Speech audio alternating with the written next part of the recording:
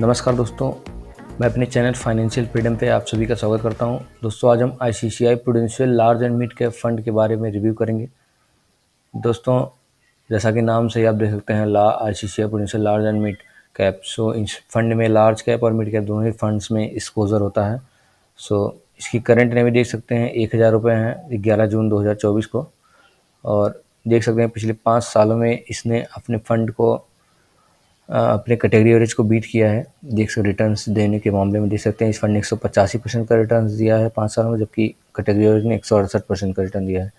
पिछले 3 सालों में देखेंगे, पिछले 3 सालों में भी इसने अपने कैटेगरी एवरेज को बीट किया है।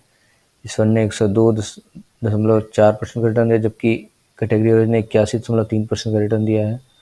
और आप देख सकते हैं लॉन्ग टर्म में इसने अपने कैटेगरी एवरेज को अच्छा खासा बीट किया है और इसे ईटी मनी द्वारा फर्स्ट रैंक दिया गया है। कंसिस्टेंसी ऑफ रिटर्न्स में 4.5 स्टार की रेटिंग दी गई है, जबकि प्रोडक्शन फॉर वॉलेटिलिटी में 3.5 स्टार की रेटिंग्स दी गई हैं। इस फंड ने लगातार ही अपने कैटेगरी में एवरेज की अपेक्षा अच्छा खासा रिटर्न्स जनरेट किया है। और देख सकते हैं एग्जिट लोट 1% है। अगर एक महीने के अंदर अगर रिडीम करते हैं तब 1 महीने बाद नहीं लेंगे। VRO रेटिंग्स 5 स्टार है। एक्सपेंस रेशियो 0.75% है। एग्जिट लोड 1% है। AUM 13,420 करोड़। इस फंड का कोई लॉक इन नहीं है। 11 साल 5 महीने हो गए इस फंड को लॉन्च हुए। 1 जनवरी 2013 को ये फंड लॉन्च हुआ था। Benchmark Nifty large mid cap 250 TRI index है। मिनिमम इन्वेस्टमेंट 100 रुपये की मिनिमम SIP कर सकते हैं। लमसम 5,000 रुपये कर सकते हैं। Risk category very high risk category का फंड है ये। शॉर्ट टर्म कैपिटल गेन 15% है अगर 1 साल से पहले रिडीम करते हैं, और लॉन्ग टर्म कैपिटल गेन 10% है 1 साल के बाद अगर रिडीम करते हैं 1 लाख के ऊपर। देख सकते हैं किसी ने अगर इसमें 10,000 रुपये की SIP शुरू की होती पिछले 10 सालों में, सो उसकी वैल्यू आज हो गई होती टोटल 34,54,000 रुपये। सो 12 लाख इन्वेस्टमेंट टोटल होता 10 सालों में और 22,54,000 रिटर्न्स मिला है इस फंड में। और यही पैसा अगर किसी ने गोल्ड में लगाया होता तो 21,99,000 लगभग 22 लाख रुपये होता।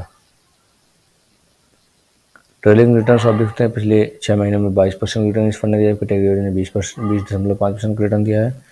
1 साल में 47.9% का रिटर्न है, जबकि कैटेगरी एवरेज ने 44% रिटर्न दिया है। 3 साल में 26.5% का रिटर्न है, जबकि कैटेगरी एवरेज ने 21.5% का रिटर्न दिया है। पिछले 5 साल में आप देख सकते हैं 23.4% का रिटर्न है, 23.34% का रिटर्न है, जबकि कैटेगरी एवरेज ने 21.2% का रिटर्न दिया है।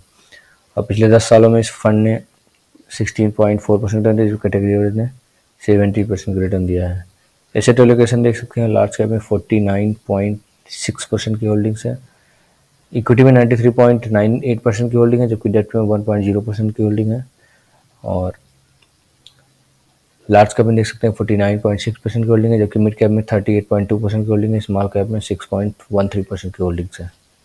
सो आप देख सकते हैं लार्ज और मिड दोनों ही कैटेगरीज में इस फंड में पैसा लगा हुआ है।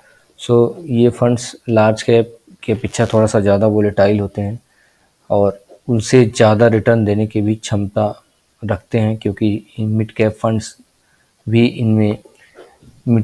भी एक्सपोजर होता है। इस वजह से ये अच्छा खासा रिटर्न देने में सक्षम होते हैं। टॉप सेक्टर देख सकते हैं फाइनेंशियल में 22.8% की होल्डिंग है। एनर्जी में 13.08% की होल्डिंग।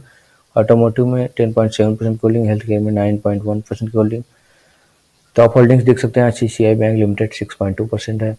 HDFC बैंक लिमिटेड 4.8% है। मारुति सुजुकी 3.9% की होल्डिंग्स है। SBI कार्ड्स एंड पेमेंट्स 2.8% की होल्डिंग्स है। और पीयर कंपेरिजन देख सकते हैं, उसको ईटी मनी द्वारा फर्स्ट रैंक दिया गया है और सेकेंड पे SBI large and mid cap है। सो देख सकते हैं अल्फा 9.25 है, जबकि कैटेगरी 8.3 है। इसने अपने बेंचमार्क को आउट परफॉर्म किया है। 9.25% ज़्यादा रिटर्न दिया है बेंचमार्क से अपने। और सॉप रेशियो देख सकते हैं 1.57 है, क्योंकि कैटेगरी का 7.3 है। So risk adjusted returns poor है। बीटा 0.83 है, जबकि कैटेगरी का 1.3 है। सो लेस सेंसिटिव है। मार्केट एंड अप डाउन यानी वोलेटिलिटी इसमें अदर फंड्स कैटेगरी की अपेक्षा थोड़ा सा कम रहती है। सो स्टैंडर्ड डेविएशन 12.06 है, जबकि अदर फंड कैटेगरी वाइज के 11.4 है। सो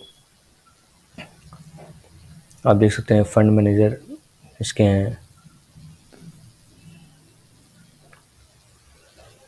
इहाब दलवाई हैं। और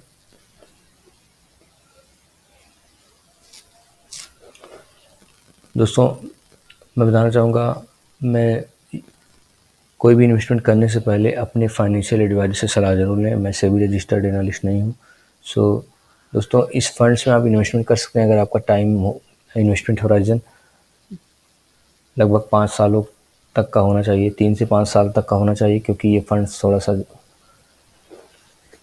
लार्ज कैप के अपेक्षा ज़्यादा वोलेटाइल होते हैं। इसलिए इन्वेस्टमेंट करने से पहले अपने रिस्क एपेटाइट को देखने के बाद ही इन फंड्स में इन्वेस्ट करें। दोस्तों वीडियो अगर अच्छा लगा हो तो वीडियो को लाइक करें, चैनल को सब्सक्राइब करें। थैंक यू सो मच दोस्तों।